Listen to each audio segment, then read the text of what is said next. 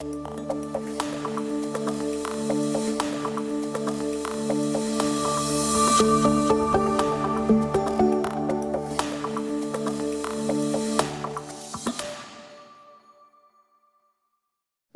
pues muy buenos días tengan todos. Mi nombre es José Gitani. Gracias por acompañarnos en este panel de gestión de riesgos, monitoreo y supervisión de contratos. En este panel veremos con especial interés la importancia del contrato y su gestión. El contrato, como la gran mayoría de los que hemos estado en cuestiones de infraestructura e inversión pública, sabemos que es una de las piedras fundamentales para el éxito o el fracaso de un proyecto APP. Y hemos observado tanto en nuestra experiencia en la región en cuanto a estructuración y planeación de proyectos, tanto como en las charlas que hemos tenido con participantes de nuestras múltiples capacitaciones en toda la región, que de manera sistemática se le dedica una gran cantidad de tiempo al proceso de planeación, estructuración, implementación, construcción del proyecto, pero el proceso de elaboración y gestión del contrato no cuentan siempre con esta preparación y dedicación tan detallada como en otras etapas del ciclo de proyecto.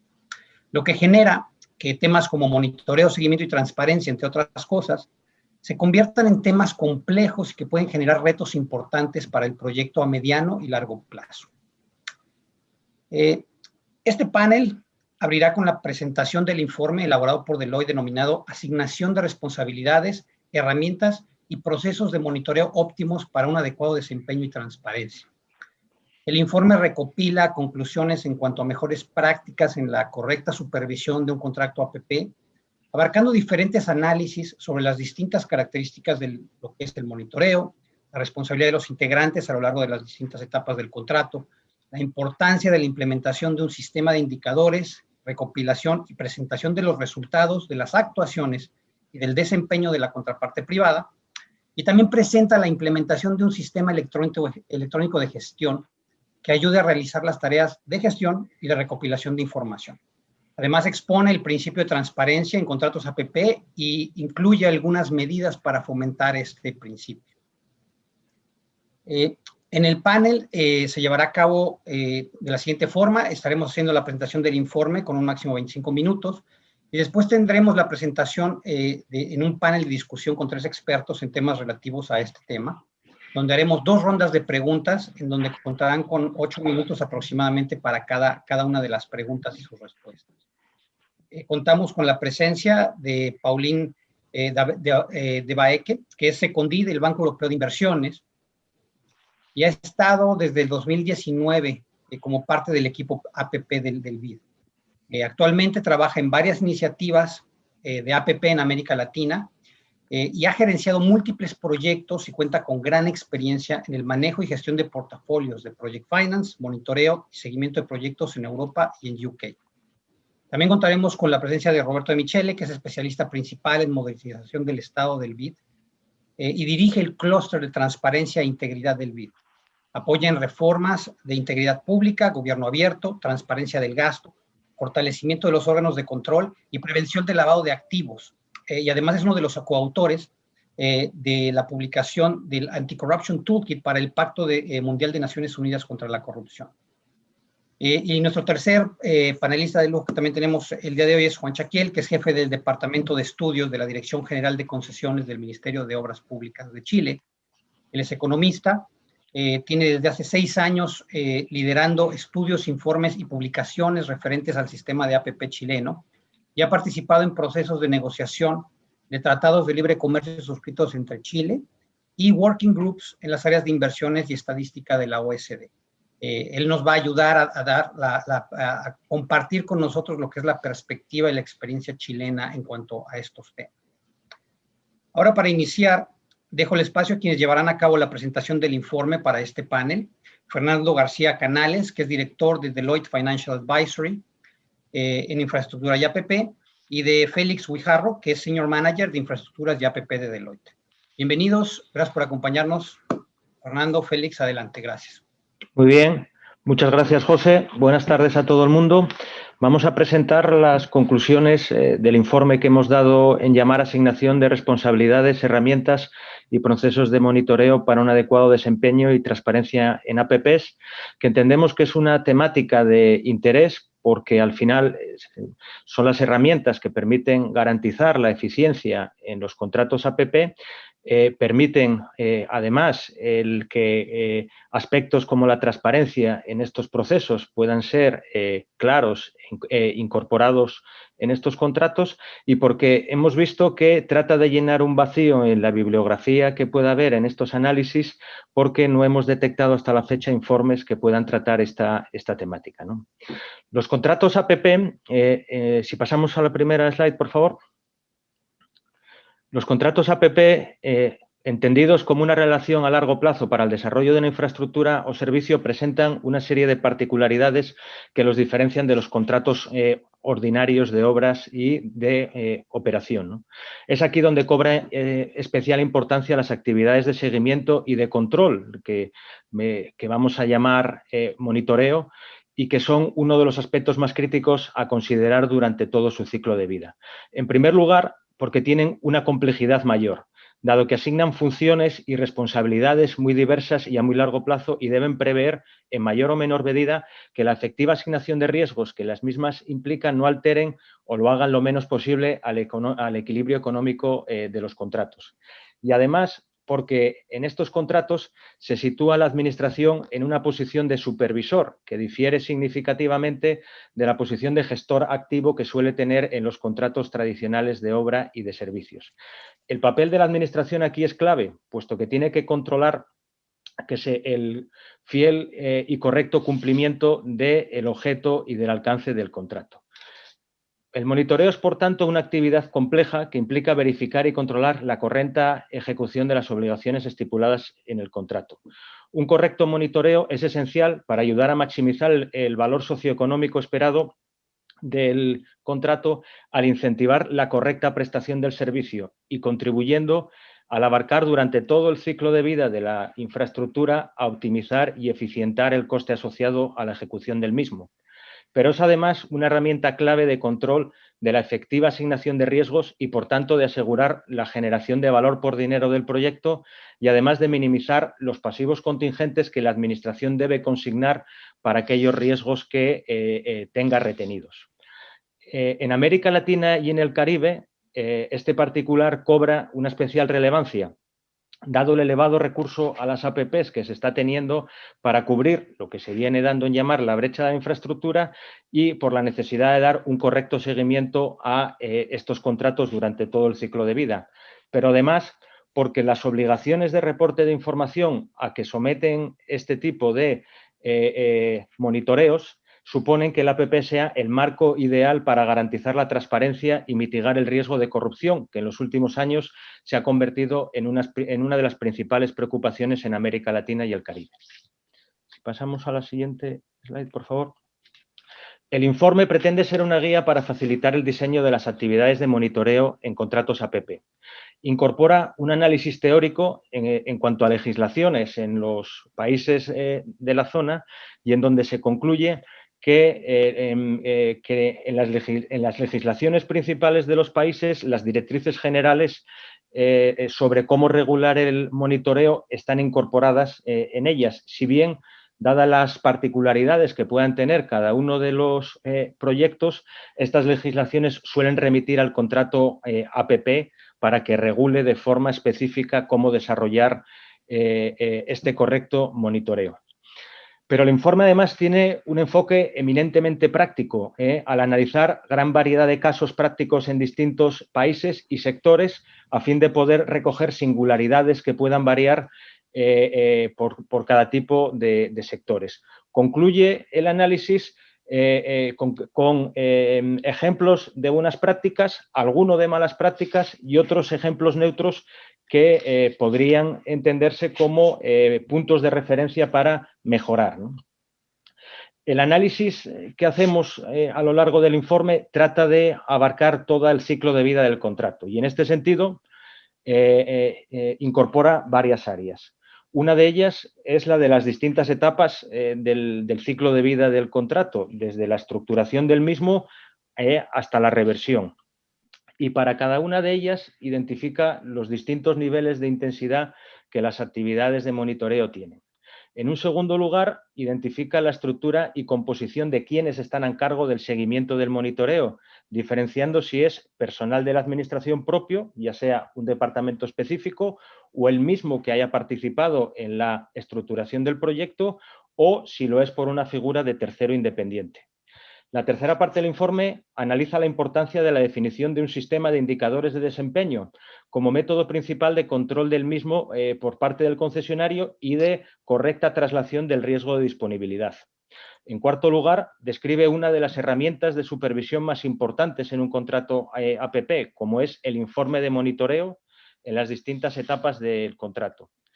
Se introduce el concepto del automonitoreo como sistema de gestión de la información con la cual es el propio concesionario quien pueda facilitar a la administración una supervisión inicial en primer término del contrato. Y finalmente concluye en los procesos de transparencia a lo largo de toda la vida del contrato y qué medidas se pueden implementar para asegurar la accesibilidad a la información principal del mismo. Cedo la palabra ahora a mi compañero Félix para que nos explique las conclusiones de cada una de las etapas. ¿Qué tal? Buenas tardes. Muchísimas gracias al BID por la organización de esta jornada. Muy obrigado a todo personal do BID. En el informe, como bien ha comentado Fernando anteriormente, nosotros hemos ido de lo general a lo particular. Hemos abarcado ocho aspectos diferentes, ocho industrias diferentes, intentando pues, bueno, establecer unas pautas y unos caminos comunes que pudieran ayudar a la hora de definir lo que es un proceso de monitoreo, que como bien también ha comentado José Gitani al principio, dentro de lo que es todas las fases de la estructuración de un contrato, muchas veces es la etapa a la que menos esfuerzo y menos energía se dedica, y sin embargo es algo crucial que afecta a la mayor parte de la concesión, sobre todo a la parte de la operación. De esta forma, dentro de lo que es el ciclo de vida de una APP, nosotros hemos identificado bueno, que hay como 6 fases comunes. La primera sería la del diseño del contrato, que es una fase interna que hace la administración, que hace el poder concedente, que puede tener una duración variable de 1 o 2 años, suele estar más cerca de 2 que de 1. Posteriormente, ya el contrato está diseñado y se decide acometer el proyecto. Viene la licitación, que puede estar en torno a 6 meses, un poco más. Ya hay un concesionario y el concesionario, lo normal es que o bien tenga que hacer alguna inversión en CAPEX, algún tipo de infraestructura, tenga que comprar flota, material rodante, equipamiento. Pues aquí también se nos pueden ir otros 4 años. Llega una pequeña fase de transición antes de la puesta en servicio y luego ya comienza la puesta en servicio. En un contrato habitual de 30 años, pues prácticamente lo que es la fase del servicio, pues se nos puede ir a 24, 23 años. Y es aquí que transcurre la mayor parte de nuestra vida como poder concedente que está supervisando y de alguna forma monitoreando un cumplimiento, es donde vamos a tirar de todo ese trabajo que hemos tenido que hacer en la parte inicial de diseño del contrato y que, como muy bien decía José al principio en la presentación de este panel, pues no siempre se le dedica la atención que requiere. Y por último está la última fase, que es la fase de reversión, donde todos estos activos que han formado parte de una concesión, pues revierten al poder público. Un poco, no por favor, sí, si vemos cómo nosotros tenemos que dedicar recursos a cada una de estas fases, pues vemos que la mayor parte de los recursos los tenemos que emplear en lo que es el diseño, el control de la construcción, sobre todo en la transición, que es esa conexión entre lo que era la preparación y la operación, y sobre todo al final, a lo que es la revisión. Pasamos, por favor, a la siguiente slide. esta dedicación de equipos y energías se traduce en lo que son la definición de los intervinientes. Tradicionalmente hay 4 tipos de intervinientes. Los 2 primeros, aunque todos pueden ser mixtos, los 2 primeros son eminentemente o mayormente públicos y los dos últimos son mayormente privados. Como la primera capa, que va a ser, digamos, la capa constante paralela a lo largo del ciclo de vida útil que hemos visto anterior, está lo que es el equipo de gestión del contrato. Lógicamente, este equipo de gestión se tiene que ir adaptando a cada una de las fases. Inicialmente será un equipo menor. En la mitad hemos visto que este equipo tendrá que crecer tanto en número como en diferentes especialistas, y en lo que es la operación se queda reducido al mínimo a lo que es el control de la operación, y al final en la revisión pues el equipo vuelve a crecer un poco más. Este equipo de gestión del contrato se divide, a su vez, tiene mucha importancia en la parte inicial en lo que es el equipo de desarrollo del proyecto, que es el que se encarga de hacer el proyecto viable tanto internamente para la administración como externamente para lo que es un concesionario. Aquí por supuesto, surgen, digamos, los primeros conflictos, las primeras interfaces, que hay que dar continuidad al trabajo de equipo, al equipo que gestiona el contrato, y sin embargo, pues a veces esta continuidad no se produce porque el equipo de desarrollo del proyecto pues muchas veces funciona de una manera autónoma y no es capaz de transmitir esos insights al equipo base de gestión del contrato. Lo que es todo el seguimiento de la operación, está claro que la administración no tiene medios y se tiene que apoyar en lo que son terceros independientes. Esta figura, está claro, pues son expertos que ayuden a complementar aquellas capacidades que son necesarias en cada una de las fases del proyecto y que no se tienen in-house. Y luego, por otra parte, hay algunas tareas específicas, como muchas veces pues puede ser la del control de una ejecución de obra, la del control de la compra de una flota de material rodante o la de control de un monitoreo, que la administración no puede hacer directamente y tiene que acudir a lo que es una gestión indirecta.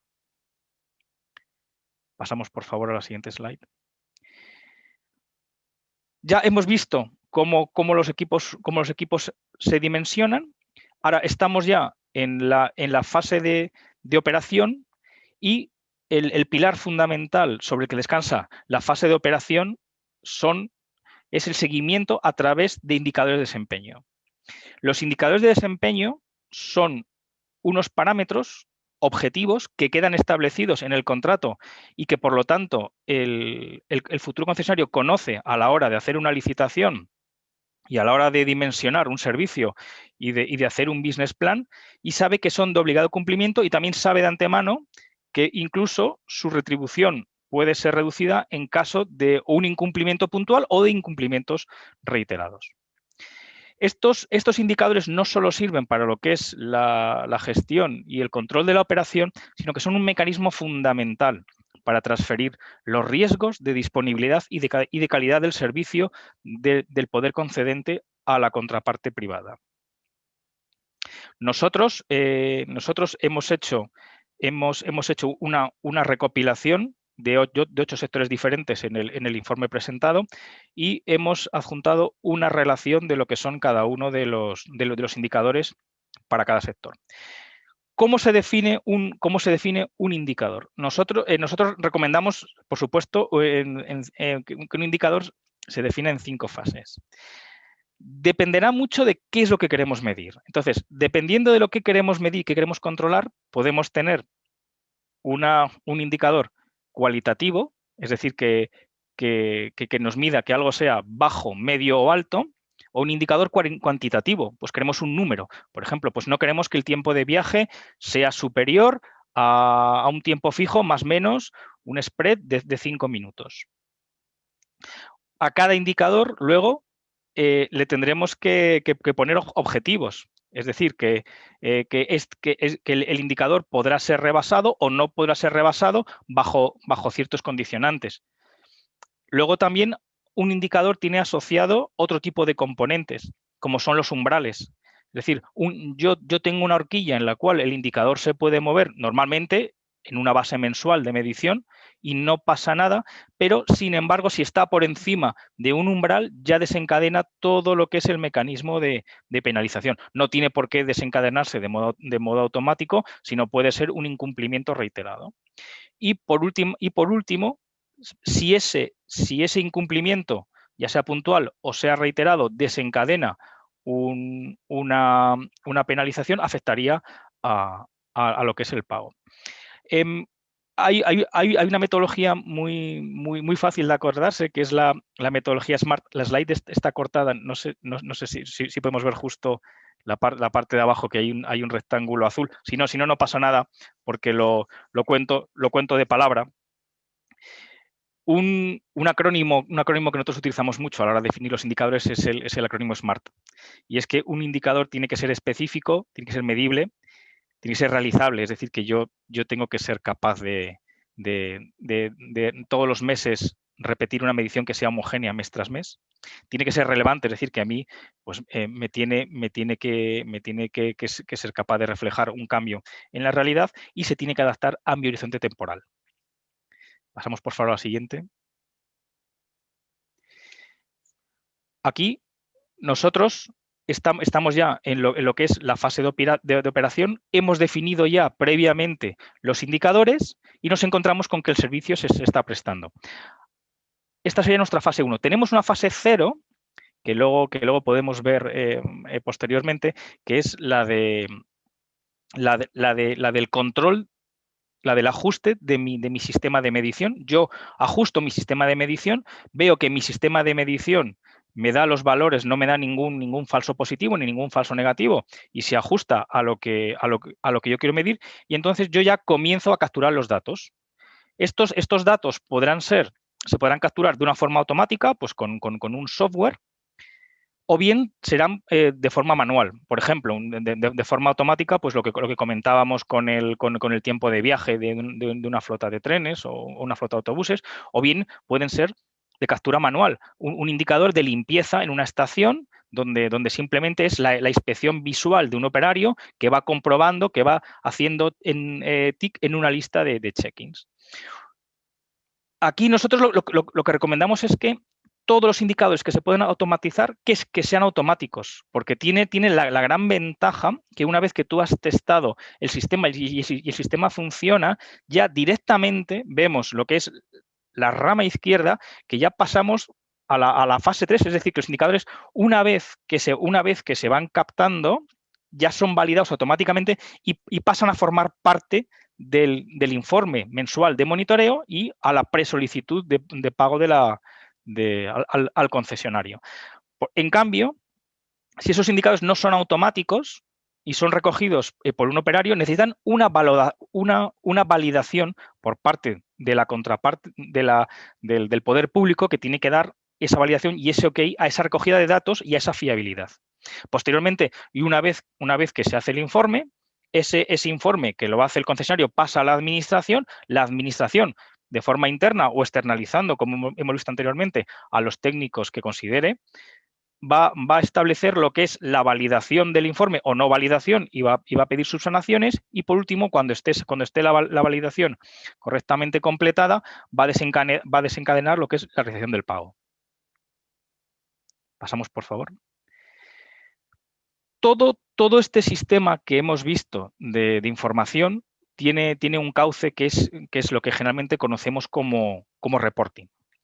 Igual que hemos visto que la intensidad del trabajo y los recursos humanos se tienen que adaptar a lo que es el ciclo de vida de la APP, por supuesto que el reporting también. Solo aquí, por poner dos ejemplos de reporting muy típicos, muy comunes y muy diferentes, son los reportings de construcción y los reporting de operación.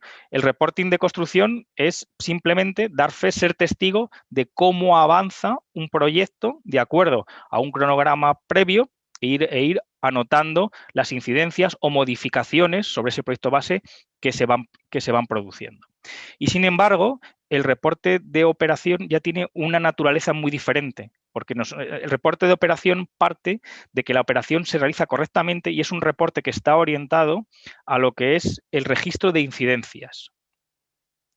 Esas incidencias pueden ser fundamentalmente de tres tipos: técnicas, pues porque el desempeño no se produce correctamente, porque los usuarios no están satisfechos, no tienen un nivel de satisfacción que nosotros esperamos, porque el mantenimiento de las estaciones y el material rodante no es el que nosotros estábamos esperando, o también puede ser de tipo legal, pues que haya algún tipo de cambio en el gobierno corporativo del concesionario, haya también algún tipo de incidencia derivado de compliance o de control del fraude, o simplemente, bueno, pues que haya alguna circunstancia externa que provoque una modificación del contrato de APPs.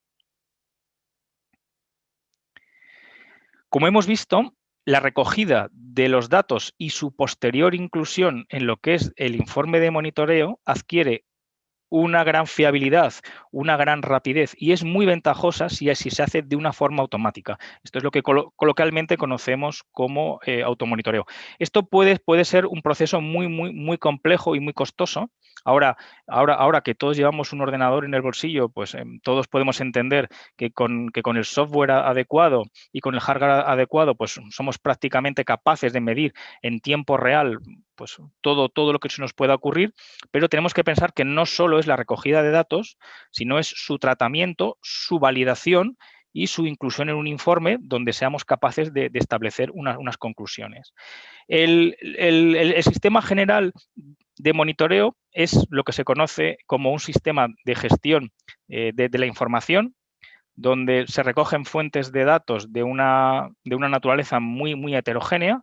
Esas fuentes de datos pasan a incorporarse a una base de datos, y una base de datos ya habría diferentes filtros para ser capaces de extraer unas conclusiones. Los beneficios están clarísimos, ¿no?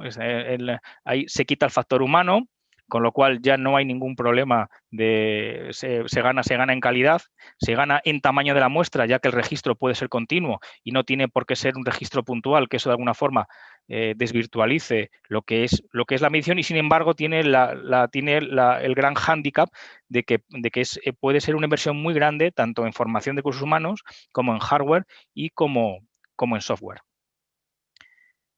Pasamos, por favor, al siguiente slide. ¿Y cuál es la base fundamental del reporting? ¿Y nosotros para qué hacemos el reporting? Además de para lo que es el control y el monitoreo de la operación. Porque tiene que ser un ejercicio de transparencia. Esta transparencia tiene que ser entendida en dos caras. Por una parte, en una cara, digamos, interna nuestra como administración, en la que nosotros seamos capaces de una manera ágil, rápida y eficaz a través de un portal web de conocer, no voy a decir en tiempo real, pero prácticamente casi, de cómo se está produciendo la concesión y sobre qué puntos o sobre qué aspectos es mejor incidir.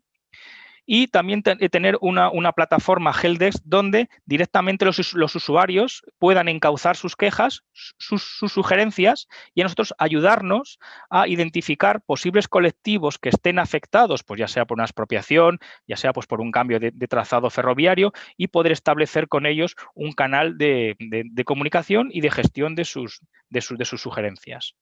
Aquí la transparencia tiene que recoger obligatoriamente lo que es el nivel regulatorio, lo que son también los estatutos internos o el compliance interno de la empresa, y todo eso trasladarlo a lo que es el contrato.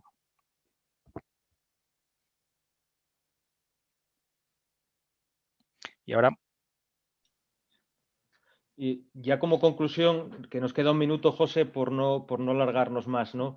El informe concluye, como no podía ser de otra manera después de esta exposición, en que si bien todas estas tareas de monitoreo pueden suponer un coste que va a pagar el concesionario y que, por tanto, va a encarecer el desarrollo del proyecto, constituyen un elemento esencial para garantizar un buen desempeño y asegurar la correcta provisión del servicio asociado al contrato APP. Son, por tanto, unas herramientas básicas para asegurar la total traslación de los riesgos que se transfieren a la parte privada, y, por tanto, es el principal garante del cumplimiento del valor por dinero que una APP debe aportar, y además mejoran la transparencia de todo el proceso.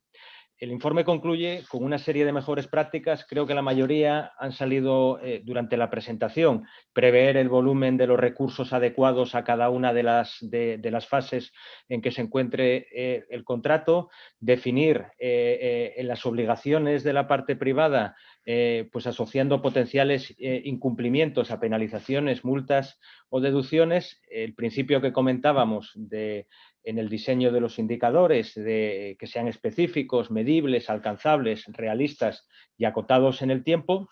La figura del tercero independiente como un ente especializado que pueda apoyar al grupo de la administración que esté a cargo del monitoreo.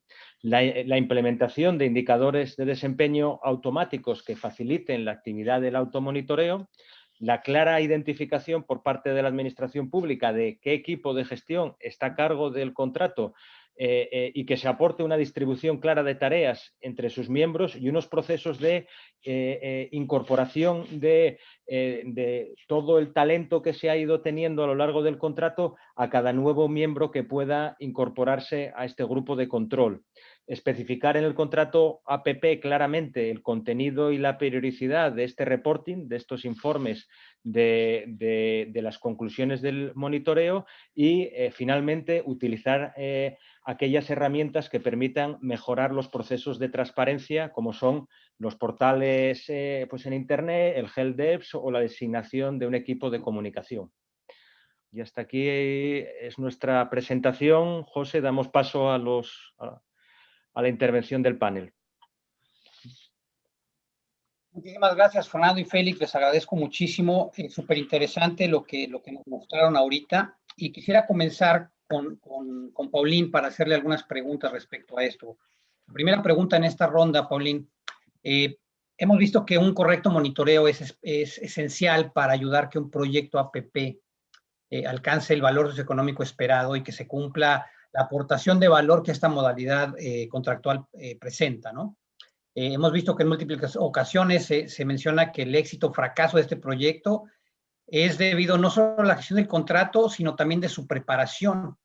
Entonces, yo te quisiera preguntar, en tu experiencia trabajando en la gestión de activos en el Fondo Europeo de Inversiones, especialmente en infraestructura, ¿qué perfil o cuál es el perfil que debería tener un equipo de gestión de contratos APP desde la perspectiva del sector privado? Sí, primero muchas gracias por la invitación a participar a este congreso y felicitaciones al equipo de Deloitte por su excelente presentación. Como has bien dicho, una gestión operativa sólida es fundamental para el éxito de una APP. Si no se gestiona de manera adecuada, el proyecto perdería su valor socioeconómico y al final puede perder sus objetivos. Primero, es importante recordarse que las APP son alianzas entre el sector público y el sector privado y que las dos partes comparten el mismo objetivo de tener un proyecto exitoso. Para las dos partes, no es solamente una gestión del contrato APP, como la administración del contrato, el respeto de las cláusulas, sino una gestión del proyecto con responsabilidades de cada parte, una asignación definida de los riesgos, teniendo en cuenta todos los cambios que ocurren a lo largo de la vida del proyecto. Esta gestión debe abordarse de forma proactiva en lugar de reactiva. Eso es muy importante. Para responder a tu pregunta, ¿no? ¿Qué perfil debería tener un equipo de gestión de contratos APP?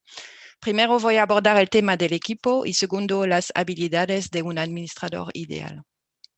El número de personas del equipo depende del tamaño del proyecto, del sector, de la complejidad de los servicios que prestará el sector privado y de los recursos ya desplegados en la gestión de otros servicios similares para crear sinergias. El equipo debería ser multidisciplinario para gestionar, entre otros, los temas técnicos, jurídicos, financieros, administrativos y los temas relacionados a la comunicación. Como mínimo, el equipo de gestión incluirá un administrador de contratos como jefe de equipo y representante, un gerente de desempeño del servicio prestado, una persona a cargo del apoyo administrativo que se ocupará de la administración de los aspectos legales y financieros del contrato. Además, muy importante, el equipo debería contar con el apoyo de empresas de asesoramiento para proporcionar capacidad adicional y conocimiento especializados cuando sea necesario.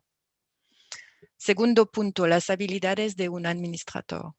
Una actitud colaborativa y una comunicación directa y transparente entre las partes son factores clave para una gestión buena del proyecto. Una comunicación deficiente puede resultar en un daño a la relación y una reducción en la confianza mutua. Para mí, desde mi experiencia, las 5 habilidades más importantes que un administrador debería tener son las siguientes. Primero, es un excelente comunicador con stakeholders internos y externos.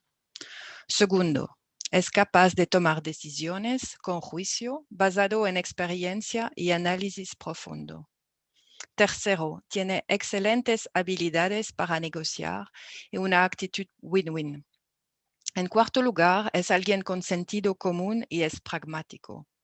Y quinto, una persona que siempre se recuerdan los objetivos iniciales del proyecto. Para concluir, hay las reglas escritas en el contrato, ¿no? Y la práctica. En el mundo real, las cosas nunca pasan exactamente como están previstas en el contrato. Por eso es esencial tener un equipo de gestión proactivas con habilidades adecuadas.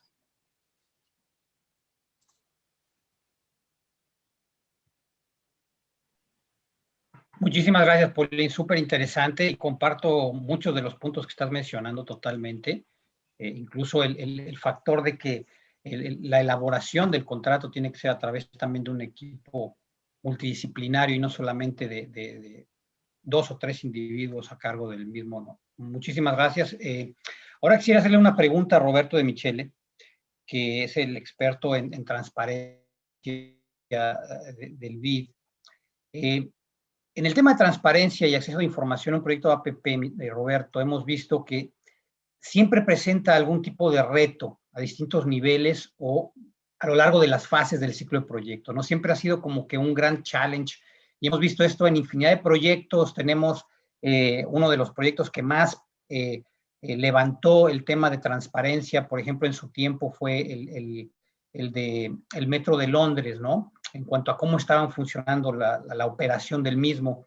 Yo quisiera preguntarte que en materia de transparencia, adicional a las medidas que hay en el estudio para transparencia que nos presentaron ahorita, las medidas que menciona el estudio, que es el portal de transparencia, el helpdesk, el equipo de comunicación, los protocolos de comunicación, ¿qué otras herramientas tú consideras que podrían ser consideradas para mejorar la gestión y manejo de APPs específicamente en este caso? Muchísimas gracias por la invitación y muchas gracias a todos los participantes del panel y a la iniciativa que están llevando adelante. Creo que hay un tema de foco del estudio que merece ser revisado respecto de la idea de transparencia, que me gustaría plantearlo del siguiente modo, y creo que el estudio ahí está en un equilibrio que no es claro. En algunos momentos se menciona el ciclo, pero en otros momentos se menciona la gestión del contrato. Y esta es una diferencia fundamental, porque los temas de transparencia y de integridad, y ahora voy a ir a este punto, son comunes a todo el ciclo, no solo a la gestión del contrato. Y voy a empezar acá por decir que por suerte tenemos una muy abundante literatura que explica este problema, explica qué tipo de riesgos se presentan a lo largo del ciclo y qué tipo de medidas ayudan a mitigar esos riesgos y cuáles de estas medidas son de integridad y cuáles de estas medidas son de transparencia, que son dos mundos distintos y los quiero describir porque creo que eso es importante. Y esto se basa no solo en lo que explican autores como Llosa, Honor, Klitgaard, Engel y otros, incluso un muy buen estudio de un colega nuestro, de Joan Prats en el banco sobre gobernabilidad de APPs, sino viene, como tú dices muy bien, José, de la experiencia que estamos viendo a partir de los casos que hemos visto en la región. Entonces, el primer punto es el tema de integridad. ¿Existen mecanismos para asegurar en el ciclo de vida de la APP que las personas del lado del gobierno no tienen conflictos de interés, no participan indirectamente del proceso, no se benefician de una manera directa e indirecta. Y esto no es un tema de transparencia, estos son reglas de ética pública, sistemas de declaraciones patrimoniales, sistemas de beneficiarios finales para saber que los oferentes no están vinculados económicamente con los funcionarios públicos. Y ahí creo que el estudio debería hacer un esfuerzo para reconocer esa dimensión, que es una dimensión fundamental, y además suele ser la causa de la mayor parte de los problemas que estamos viendo hoy en día. Y ahí creo que hay un trabajo importante por desarrollar. El segundo aspecto tiene que ver con lo que el estudio llama el tema de transparencia, y ahí también vuelvo a la importancia de hacer un análisis en el ciclo completo. Transparencia a veces se utiliza, y tal vez hay que precisarlo, como un sinónimo de acceso a la información. Y el acceso a la información, es importante también reconocerlo, no es en la región ya una conversación acerca de si es voluntario o no, es una obligación legal. Todos nuestros países tienen leyes de acceso a la información que obligan a lo largo de toda la actuación del Estado a transparentar, a dar a conocer los actos de gobierno, cualquiera sean estos, especialmente los de disposición patrimonial. Sí creo que sería interesante saber si existe alguna restricción en alguna etapa del ciclo de una PPP por la cual, por la información que se está manejando, esa información es alcanzada por alguna de las restricciones que tienen algunas leyes de acceso a la información. Mi experiencia me indica que no debería haber ninguna en principio, tal vez la haya residualmente, pero en principio todo esto es público. Y ahí viene el siguiente tema que tiene que ver con algo que el estudio sugiere y me parece que es importante y tal vez lo dejemos para un poco más adelante, es cómo llevamos a la práctica este principio, cómo se materializa este principio. Y ahí creo que también hay unos buenos ejemplos en nuestra región de plataformas que ya existen en donde se puede conocer la totalidad de los contratos, se puede visualizar, se puede interactuar entre el sector público, privado, la sociedad, se pueden hacer denuncias. En algunos casos de algunos de estos portales digitales, incluso las denuncias se puede hacer seguimiento de esa denuncia, se puede organizar la información y en algunos de los países ya toda la información se puede descargar porque está en formato dato abierto. Y al estar en formato dato abierto cualquiera la puede ordenar y organizar como le parezca. Entonces, en resumen de respuesta a tu pregunta, yo creo que es importante tener un abordaje un poco más sistémico, reforzar la parte conceptual, por supuesto, de este tema, porque es un tema fundamental que estamos viendo que en la región ha llevado, a falta de buenas respuestas, a un problema muy serio para financiar infraestructura y en particular para financiar PPPs. Paro aquí, José, gracias. Muchísimas gracias, Roberto. Así que muy interesante lo que nos dices. Y sí, efectivamente, hay cuestiones que hay que enmarcar o que revisar de distinta manera, ya que los proyectos, en primer lugar, no todos los proyectos son iguales, y como lo mencionaba ya Pauline, el tamaño y el tipo de proyectos van a definir también las medidas y las cuestiones que necesitamos aplicar, no nada más al contrato, sino también a todo el ciclo de proyecto. Ahora quisiera ir con nuestro tercer panelista, con Juan Chaquiel, a preguntarle, tomando en cuenta que frecuentemente en una APP es más claro y detallado el contrato que el de obra pública tradicional. Obviamente hemos visto que un contrato de obra pública tradicional puede ser de, no sé, un decir de 10, 20 páginas, y un contrato de APP puede ser una enciclopedia británica completa, ¿no? ¿Qué retos particulares encuentras en los proyectos de APP en cuanto a su monitoreo y seguimiento versus la obra pública tradicional en Chile? ¿Y qué lecciones podríamos tomar de un esquema o de otro esquema para poderlo aplicar en esto? Muchos saludos a los panelistas y a todos los colegas que están conectados, y gracias por la pregunta. En efecto, en Chile el contrato de APP se ha fortalecido con más de 25 años de experiencia, lo que es una virtud, pero no olvidemos que es difícil muchas veces comparar con uno de obra pública tradicional, porque el de APP es más complejo, y lo decían en la presentación hace unos minutos. Es más complejo primero porque es de largo plazo, en comparación con la obra tradicional, y segundo porque incorpora diversas fases del ciclo de un proyecto en un solo instrumento. Está a grandes rasgos la gestión legal y financiera para constituir la sociedad concesionaria, están los diseños detallados de la obra, que en Chile se llama el proyecto de ingeniería definitivo, está la construcción luego y finalmente la explotación. Entonces son muchas fases reunidas en un solo contrato por mucho tiempo y la comparación no es sencilla. Ahora, sin perjuicio de lo anterior, creo que para partir en esta materia hay que efectuar un rayado de cancha importante. Cuando hablamos de monitoreo y fiscalización, entre paréntesis, a mí me gusta más la palabra fiscalización, porque creo que fiscalización integra mejor, más claramente, la idea de punitiva, la idea de que el monitoreo puede terminar en una capacidad de sanción.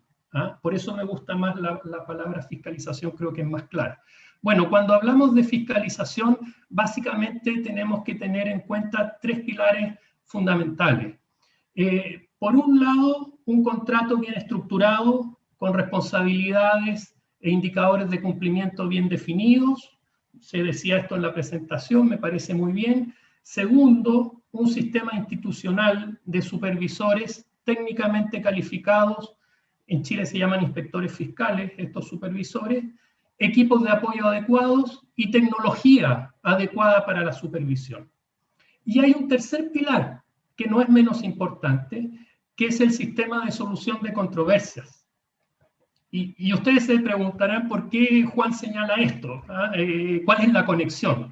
Bueno, es que el monitoreo tiene una derivada práctica que es muy relevante y es que yo les aseguro que ni el mejor contrato del mundo, ni los mejores profesionales del mundo del lado público y del lado privado van a evitar que en el tiempo y en un contrato complejo surjan discrepancias y surjan conflictos.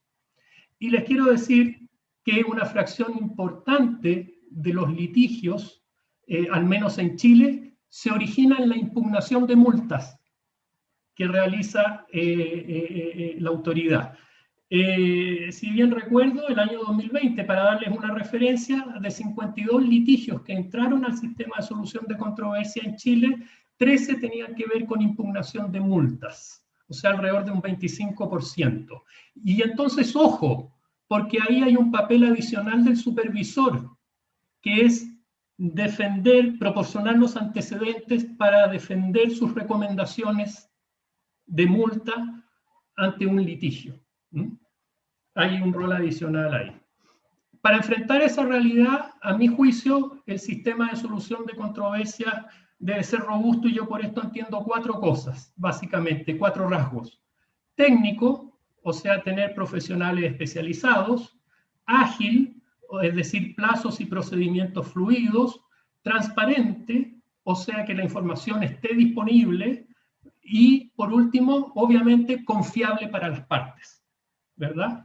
Con estos cuatro rasgos, usted construye este tercer pilar. Y aquí, ojo, lo menciono, hoy en Chile la obra pública tradicional, a diferencia de la APP, no tiene un sistema de solución de controversia especializado, ¿ya? Y eso, a mi juicio, es un defecto, ¿ya? Que no debiera ser. Ahora, dicho lo anterior, en Chile el sistema de monitoreo tiene fortalezas importantes y también desafíos. Quiero mencionar cuatro fortalezas importantes. Primero, contratos e indicadores bien definidos, indicadores de cumplimiento claros, las sanciones claras, eventualmente premios también claros cuando se aplican. Y todo esto gestionado con sistemas de información sobre indicadores que sean rápidos y eficientes. Y aquí me quiero detener y les digo, por favor, en las bases de licitación y en los contratos no subestimen el tema de los sistemas de información para generar los indicadores. Nosotros hemos tenido dolores de cabeza con esto porque está en las bases de licitación el que se construya un sistema informático de seguimiento, pero normalmente se construye entre 3 personas, normalmente gente más especializada en el área informática, lo prueban 3 personas y cuando esto tiene que funcionar con los usuarios, empiezan los problemas. Caso así, pero cantado, es el tema hospitales, donde muchas veces es el personal médico el que tiene que llenar formulario de incidentes o el que tiene que aprobar, ¿verdad?, cierto cumplimiento de los estándares de calidad, y una enfermera o un médico no puede perder 20 minutos en llenar un formulario digital. ¿Y por qué? Porque fue hecho con la mente de la gente informática que dijo esto está bien, funciona, y no con la gente, los usuarios que tienen que operar esto. Siempre consideren la mirada de los usuarios cuando hablemos de los sistemas de gestión, ¿verdad?, para el seguimiento de indicadores de desempeño. Segundo tema, y es un principio importante que fue incorporado en la ley en el 2010, en Chile se consagró como principio básico que, y leo textual, no habrá derecho a compensación alguna por aquellas inversiones realizadas por los concesionarios para mantener los niveles de servicio y estándares técnicos comprometidos en las bases de licitación, por constituir aquello una obligación asumida por el concesionario. O sea, toda inversión que se requiere para que se cumpla cabalmente el contrato en cuanto a la calidad de los indicadores de gestión y su monitoreo es responsabilidad del concesionario.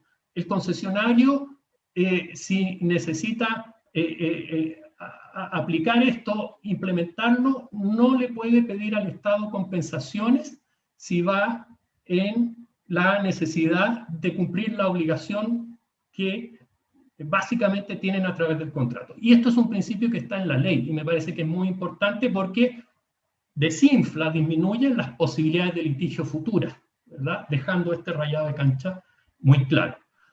Obviamente distinta es la situación si el lado público desea mejorar estándares a través de modificaciones de contrato.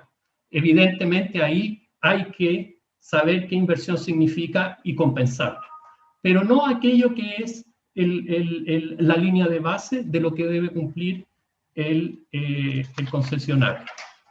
Lo tercero, termino con esto, lo tercero, es importante tener inspectores técnicamente calificados y importante en Chile constituyen ventanilla única con la sociedad concesionaria para todos los efectos del contrato. Eso me parece que es muy positivo, la idea de ventanilla única. Los contratos tienen diversas materias y no puede ser que el lado privado tenga que entenderse con 4 o 5 funcionarios, ¿verdad?, para ver una cosa, digamos, técnica de un tipo o de otro tipo. La idea de ventanilla única me parece importante. Y lo último, termino con esto, lo tecnológico. Hemos avanzado para la supervisión del contrato en la implementación de libros de obra digitales. Los libros de obra son la bitácora del contrato, donde están todas las comunicaciones, las instrucciones entre el supervisor, la sociedad concesionaria, y eso no debe ser llevado en papel. Los papeles se pierden, se pueden reemplazar hojas, ¿verdad? Toda esa bitácora debe ser digital, con niveles de seguridad importantes, para que no haya ningún problema de transparencia en cómo se lleva el contrato y cómo se monitorea. Así que la tecnología en ese sentido es muy importante para la calidad de la supervisión. Muchas gracias, Juan. Te agradezco mucho la respuesta. Yo quiero retomar lo que mencionaste para hacer la siguiente pregunta a Pauline. Efectivamente, no existe un contrato perfecto. Estoy totalmente de acuerdo contigo que ante discrepancias y controversias siempre van a existir a lo largo del contrato y es necesario hacerlo un poquito ágil y flexible. Y por eso quería yo preguntarte, Pauline, desde tu perspectiva y tu experiencia monitoreando proyectos de APP financiados por el Banco Europeo, ¿podrías contarnos un poco de cuáles han sido las buenas prácticas en la gestión de ajustes y cambios en los contratos que ustedes han tenido? Sí, sí, muy rápidamente, ¿no? Porque los contratos APP son contratos a largo plazo que están inevitablemente sujetos a cambios, ¿no? Durante su vida. Es imposible predecir todos los posibles riesgos y asignarlos durante 20 años o más en un contrato. Y la clave aquí es entender el equilibrio de la asignación de riesgo y gestionar los cambios de una manera que preserve el equilibrio económico de la APP. El contrato tendría que tener una flexibilidad un poco acotada, ¿no? Y aquí, porque es un tema muy extensivo, voy solamente a dar un ejemplo, porque un poco por falta, ¿no? de tiempo. Es el ejemplo de la refinanciación. Durante la vida del contrato, las partes pueden considerarlo apropiado revisar la estructura de financiamiento. Por ejemplo, cuando hay mini perms o cuando las condiciones del mercado son más atractivas. Estas oportunidades para optimizar la financiación se ven normalmente tras de la construcción y unos años de operación que muestran un cierto grado de consolidación financiera, ¿no? del proyecto. Aquí una buena práctica es la compartición de las ganancias de refinanciación entre la parte pública y la parte privada. El sector privado está motivado a lograr el mejor resultado y maximizar las ganancias de la refinanciación. Es muy importante que este mecanismo esté bien definido, ¿no? en el contrato y también que está claro cómo evaluar y calcular los beneficios y su compartición. Y aquí solo muy rápidamente para concluir, ¿no? que gestionar de manera adecuada estos cambios se necesita una excelente coordinación entre la parte pública y la parte privada y entonces un excelente equipo de gestión con las habilidades mencionadas anteriormente. Muchísimas gracias, Pauline. Ahora sí que mala suerte que tenemos poco tiempo porque esto sí es un tema mucho más extenso. Sí. Pero te agradecemos mucho la respuesta. Y ahora quisiera hacer otra pregunta a Roberto. En tu publicación de Transparencia y Corrupción en APP, hay muchas cosas interesantes que se mencionan. Yo quisiera preguntarte, si nos puedes mencionar, ¿cuáles son los retos que presenta la región respecto a los temas de monitoreo y transparencia, así de manera más específica en cuanto a lo que es Latinoamérica? Porque siempre ha parecido ser el tema, la piedra en el zapato, ¿no? Ya lo mencionaste en tu respuesta anterior, pero siempre ha sido como la piedra angular ¿por qué es tan difícil para los gobiernos, para las administraciones, para el sector privado, poner estas cláusulas y este seguimiento de transparencia, el mostrar la información cuando es un bien público, ¿no? Entonces, te agradecería yo mucho que nos pudieras mencionar estos retos y el por qué tú crees que se da esto tan comúnmente, ¿no? Muchas gracias. Y muy brevemente, creo que sucede lo siguiente. En primer lugar, como dijeron los demás panelistas, me parece que en muchos países nos enfrentamos a un tema de capacidad institucional, liso y llano. Las agencias o los ministerios de línea o quienes estén gestionando estos contratos no tienen la capacidad y la fortaleza suficiente para acompañar, como dicen mis colegas de panel, la vida de estos contratos, que es muy extensa. Entonces, primer desafío es asegurar esa capacidad institucional. Segundo desafío es un desafío de tipo regulatorio. En muchos de nuestros países, hay un estudio reciente de Engel y Galetovich y Campos, no estaba absolutamente claro si cuando venía el momento de la renegociación estaban las reglas claras y explícitas sobre los grados de transparencia que tenían que mantenerse también en esas etapas. Y tercero, recién ahora me parece que en algunos países se está solidificando la idea de que todo esto tiene que tener un fuerte uso de las tecnologías digitales para la transparencia a lo largo de toda la vida de la operación, no solo durante la gestión. Y como me parece que Juan mencionaba en su presentación recién, esto es muy importante, de una manera que no solamente sirva para el diálogo entre el concesionario y el gobierno, o quien está llevando adelante el contrato y el gobierno, sino entre los beneficiarios, los usuarios, cualquier persona. Y ahí, por ejemplo, hay interesantes ejemplos en nuestra región de plataformas que le permiten a los ciudadanos subir una fotografía o una imagen de si la infraestructura está funcionando según estaba previsto, si está la escuela construida o el hospital está operando. En fin, creo que el desafío que se nos viene hacia adelante es generar esos mecanismos de interacción con tecnologías digitales que aseguren transparencia a lo largo de toda la vida. Porque eso a la larga es lo que construye la confianza en este tipo de instrumentos y que permiten que estemos todos un poco más tranquilos que los recursos y las decisiones son las correctas. Gracias. Muchísimas gracias, Roberto. Y ahora sí que mi última pregunta para Juan, algo muy breve que nos pudieras mencionar en cuanto a las instituciones, en cuanto al correcto funcionamiento y diseño de lo que es el monitoreo. ¿El monitoreo es correcto dejarlo en manos de los ministerios en cuestión o tú sugieres que mejor se maneje por agencias independientes? ¿Hay algún ejemplo a nivel internacional que puedas mencionar respecto a esto? ¿Cuál sería tu sugerencia respecto a dónde o quién tendría que hacer este monitoreo en cuanto a tu experiencia ahí en Chile y tal vez a nivel internacional, Juan? Sí, perfecto. Mira, en relación con esa pregunta hay 3 mensajes que me gustaría pasar. Primero, cuando hablamos de la supervisión y de la figura del supervisor, fundamentalmente estamos hablando de roles, de responsabilidades y de incentivos. Y a mi juicio es muy importante que las instituciones manejen un equilibrio razonable en el diseño de estos roles, de estas responsabilidades y estos incentivos. Eso significa afinar cargas laborales. En Chile tenemos un problema que el supervisor, el inspector fiscal, en una misma figura reúne aspectos de fiscalización y también de gestión del contrato, relacionado con comunicaciones, con emisión de actos administrativos, revisión de modificaciones de contratos, a diferencia de lo que ocurre en Perú, en Colombia, donde hay roles separados para estas funciones siguiendo las pautas NEC, ¿verdad? New Engineering Contract. Que eso me parece fundamental. Seguir esas pautas para lograr equilibrios razonables. Porque la carga laboral y las responsabilidades finalmente van a llevar a definir qué incentivos tiene este inspector fiscal, este supervisor. Si yo puedo apurar la obra, si puedo hacer algo más eficiente, pero tengo una carga, ¿verdad?,